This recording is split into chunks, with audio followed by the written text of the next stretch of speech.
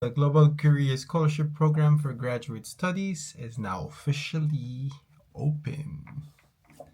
And in this video, let's unpack Global Career Scholarship Program guides, all the information in the announcement from NIIED, and here are the things that you should do and know, and let's go. You should have known this by now. Then check studyinkorea.go. Can you see it? .kr. Yeah, click it. And you'll be reaching the website of NIED. Here it is. Yeah. It's in Korean. So the best option first is select. Can you see it? Yeah. Language, and then find the one that you're comfortable using, and then mine is English, and then I'll be translated to English. That's how easy, right? And then look for K Scholarship. K Scholarship, or in Korean, is Changhakum, and then you'll find this notice. Can you see it clearly? 2025 application guide, and then you'll find the website, the information here. In 2025, the Korean government aims to invite 1,820 international students for 2025 Global Career Scholarship Program for Graduate Studies, graduate degree. The applicant must apply either to a Korean embassy or where they hold citizenship. So, for example, you're in abroad, you must go home and apply to the embassy of your country, of Korea in your country. And if you're applying for the embassy track, for sure, of course. And then directly to the ones designated in the universities for the university track. And blah, blah, blah. These are very important documents that you should be checking out.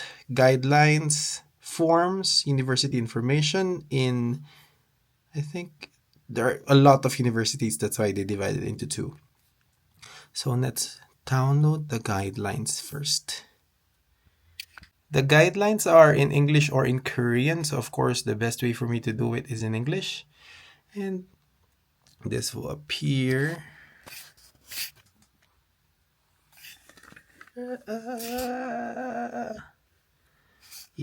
Yeah.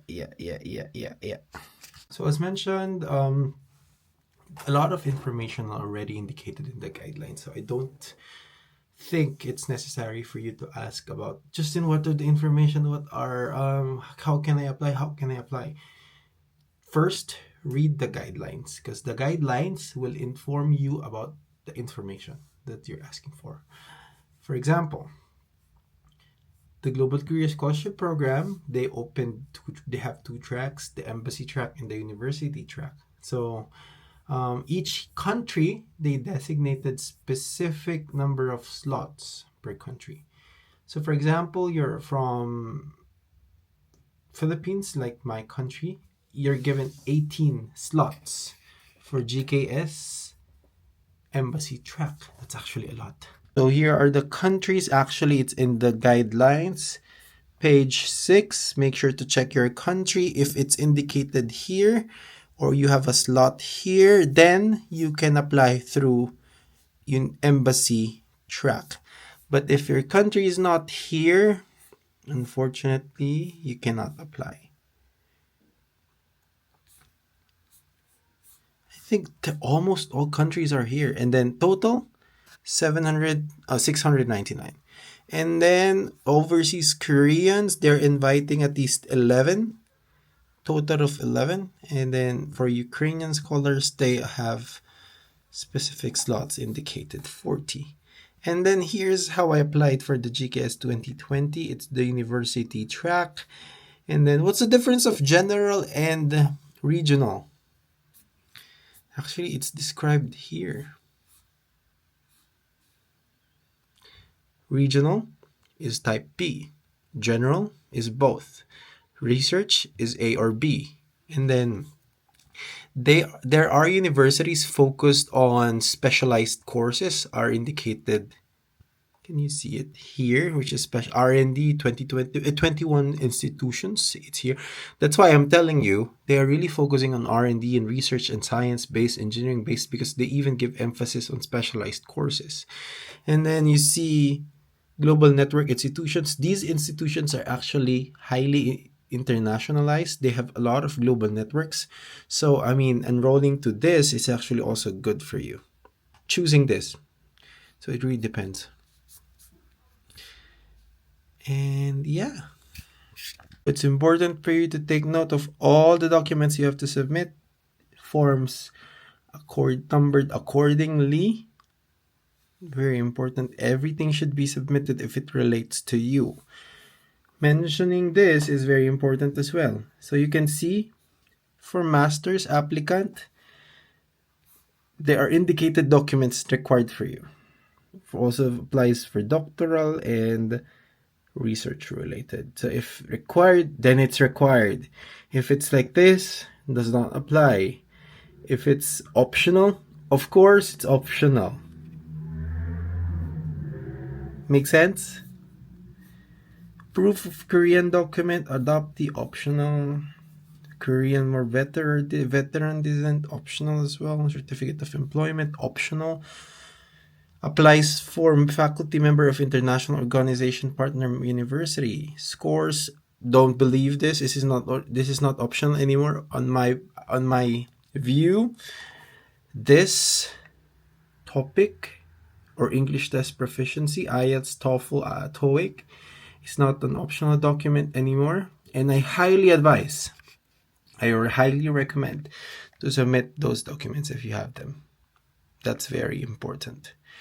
Those asking, Justin, do I have to have a passport when applying? I suggest applying for passport at the same time you're applying for the scholarship, because it's hard to get the passport and it might take time, especially if you're from a country that takes a lot of time to process documents. You might get the scholarship, but you cannot fly to Korea without this. Let's move on to some of the evaluation stages. So first, application documents for the first round selection. Again, the documents are sent to either embassy or the university, and then they screen the documents, and then again, application form, everything. Required certificates also included. All documents are then sent to NIED for second round selection. Must meet the submission requirements for the second round described in the following box. Similarly, as mentioned, embassy track requires 1 original set document and then 3 photocopies. University, 1 set. Or it applies if your university accepts PDF or online copy, sure, but some of them would require the hard copy. Also, some of them requires additional set of documents, and that's something you need to take note of. And everything is here. So please note that when you submit your documents, they will not be returned to you. And if you're from a country that doesn't use English or Korean, it must be in English or Korean. Again, the letter of recommendations must be sealed. Letter of recommendations that are not sealed means disqualification, so make sure to follow this strictly.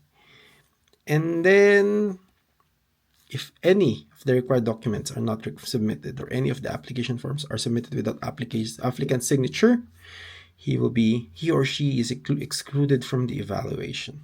And this is the one I'm telling you. All application materials submitted to NIET will not be returned in any case. So, if you're wondering, Justin, is birth certificate enough for my proof of citizenship and my family's proof of citizenship? Yes, especially if your document is indicated. Because this case, if it's not indicated, then you have to submit a valid passport. But if it's indicated, you don't have to submit. Certificate of graduation. This is very important. If you're doing your bachelor's degree and graduating like by July 31, 2025, you can still apply for sure using certificate of expected graduation, including the date of graduation. However, this is the caveat.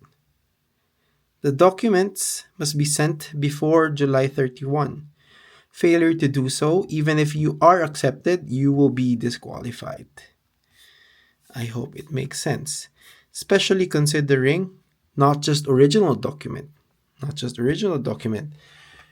you must submit apostilled document. So even if you've passed the scholarship, but you failed to submit this, since your graduation document got delayed in submission, you will still be disqualified. Mentioned to you, it's very important to read the document, the guideline itself, even if it's long, because all information are actually here. And you're asking me if you're wondering how important this is for the application part. It's actually very important because for the scholarship, they also test your reading comprehension, your ability to understand instructions. And these things are actually not included in the matrix, but more of included in how they see you as a total package and how they see you as actually student, or how do you understand instructions. These are basic form of assessment that's very important for you to show during the application stage or before the application stage. It's also important for you to go to page 21 to see the timeline and how the selection procedure goes.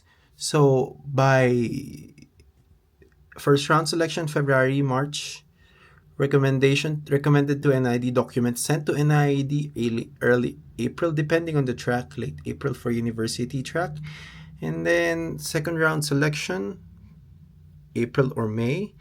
But the thing is, by June 2025, the announcement will be released. And all information are here. Published at study in Korea. Why it's not showing? Yeah, that one.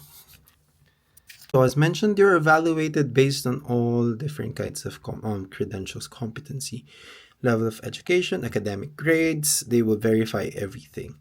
This is very important for you to note. For example, if the country, if you're wondering, Justin, our country only has one slot.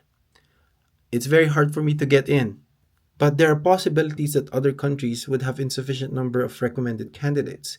If that is occurring, if you're on the wait list, there's a possibility for you to get in, especially through the vacancies. And then as mentioned, NID will check the authenticity of your documents if they are really legitimate or not. And this is why it's very important to have topic IBT level proficiency. They are 10% of the total allocated points. Other preferences given, very important, Korean War veteran, if you're related to any Korean veteran, and if you're on the sciences and engineering department. Told you, 5% of the total allocated points. And then, the higher the topic score, the better that you will be getting. Here are some of the documents they accept. Topic, TOEFL, IBT, IELTS. Unfortunately, TOEIC is not here, but as mentioned, that's hard to contest. But with these documents, if you have them, you have at least higher chances of getting the scholarship. You are preferred if you're an overseas Korean, you're from a low-income family, you are for natural sciences and engineering department in a regional university. If you're academic professor in the natural sciences engineering or in ODA recipient countries. So ODA countries are also preferred. And then if you have high English proficiency and postdoctoral research program applicant. These are very important for you to take note. And I hope this video helps you understand why reading the guidelines is actually very important. And after all the hardship, you will get this airfare ticket. All GKS students will get actual why it's not showing. Yeah, airfare, flight ticket, and then tuition fee covered, and then Korean language training program covered, and then this amount 14 million Korean won during the language program, and then 15 million during the degree program studies. And yeah. Ooh. Yeah, that's very important. Another important page, page 31. This is the grade conversion table. And it's important for you to note how to convert your grades from different pointing system. And always, the best pointing system that I can suggest taking is this, the 100% point scale. This is very easy for you to do. So if you have your university can have your grades converted to this, the best option possible. Now that you were able to explore the guidelines and actually see the information indicated there, I hope you gained better understanding about the scholarship. And again, the first step of applying for the scholarship is by checking the guidelines. Once you have mastered the information in the guidelines, I think you're well equipped enough to explore everything.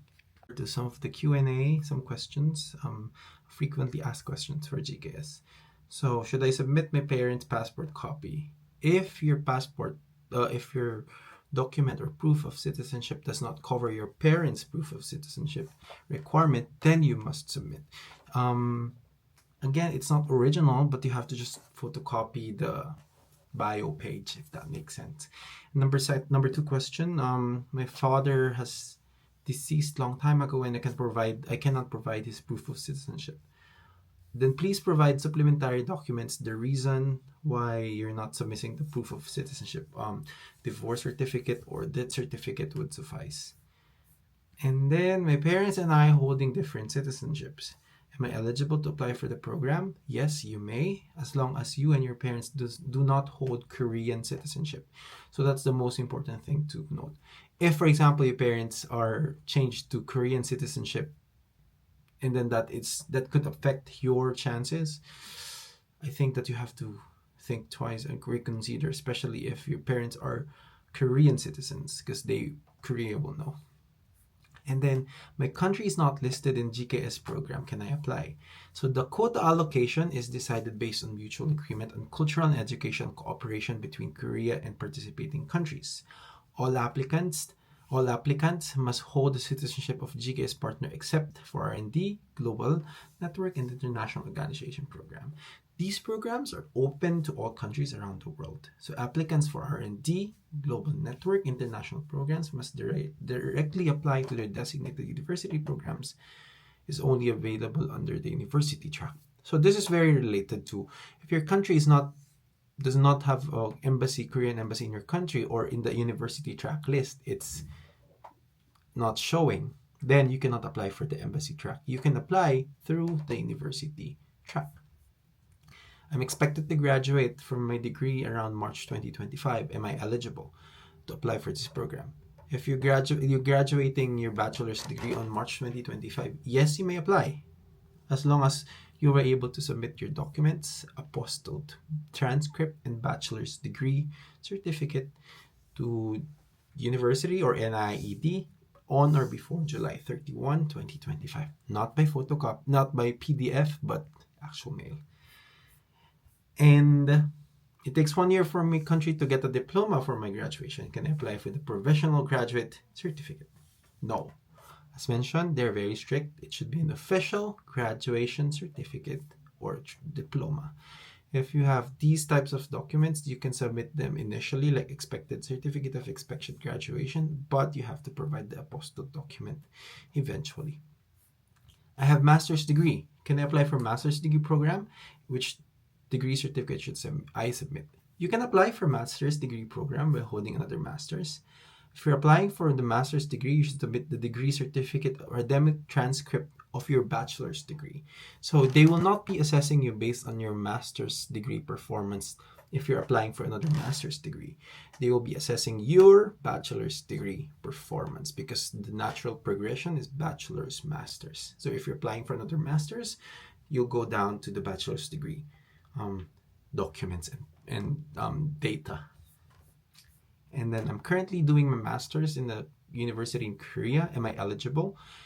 The answer is if you have graduated from Korean high school or Korean university or currently enrolled in final year of your degree curriculum at any Korean university, you cannot apply for GKS. If you are not near the graduation, then yes, you may apply. So this is very important. If you have completed your bachelor's degree in Korea, then I think you're ineligible to apply already for the scholarship program. Even those who took the GKS program in the last few years, because there's a new guidelines indicated by GKS for this. Those who are wondering about conversion of grades, you may try Scholaro. That's a website, I think. Scholaro.com, and then have your grades converted based on the preferred grading system. But if you print that document, it has to be acknowledged by the university or school you're applying from your university or school in your home country. Without the acknowledgement, this is not valid, unfortunately. This is one thing. My CGPA, my grade is below 80%. Am I eligible? You're eligible if you're in the top 20% of the class, even if your grade is below 80. Along the original transcript, please submit an official certificate or a letter from your university that your grade stands within the top 20%. I have mentioned this in my video before, and everything is in the guidelines, guys. Everything is here. I think there are universities in like bachelor's school, universities, college that do not give grades per semester, but only a cumulative grade in total already in the end. You can still apply without converting or calculating the per semester grade, and then just put your final average or score percentile for the entire degree. That's also okay. And then if you're applying for doctoral degree program, there's a question if you should submit CGPA from your grades from bachelor's degree. Doctoral degree program applicants should submit the graduation certificate and the official transcript of both bachelor's and master's degree. So the grades are required for the master's degree only. But for the graduation certificate and official transcript of record, you should submit both bachelor's and the master's degree. So to simply put, the grades would matter for the master's degree season, your master's degree studies, but you should submit both diploma for bachelor's and master's degree. That's how they note it here. And then I transferred to my university, but the official academic transcript issued by my university does not indicate CGPA. How should I submit my academic record? So the answer, please submit an official academic record issued by the university you graduated from. If the transcript does not include the grades of the entire degree curriculum, please submit your academic records of the previous university as supplementary document. And then you should the CGPA required for the application should be the one shown in the official academic transcript from the university I've graduated from. So even if they excluded the grades from your previous school before you transferred, the most important thing is the grade that you acquired from your in the university where you graduated from. That's how they note this. Those currently living in South Korea can also apply for the scholarship program. However, if you're applying for the embassy track, you have to go directly to the Korean embassy in your home country. So that's one thing you should know. But for university track, it's very easy. Just submit directly to the embassy. And then some people might submit directly to NIET. Even if you do that, they will not be acknowledging your document. It has to go through embassy or to the university. And if you explored further, you see a lot of questions that might be related to you. So first, check them out, and I hope you really succeed this. If you're interested to know more about the scholarship program, how to get advantage, how to be advantaged in the application process, I will be posting more videos about the scholarship program and help you apply and get the scholarship in 2025. For now, stay safe. Bye-bye.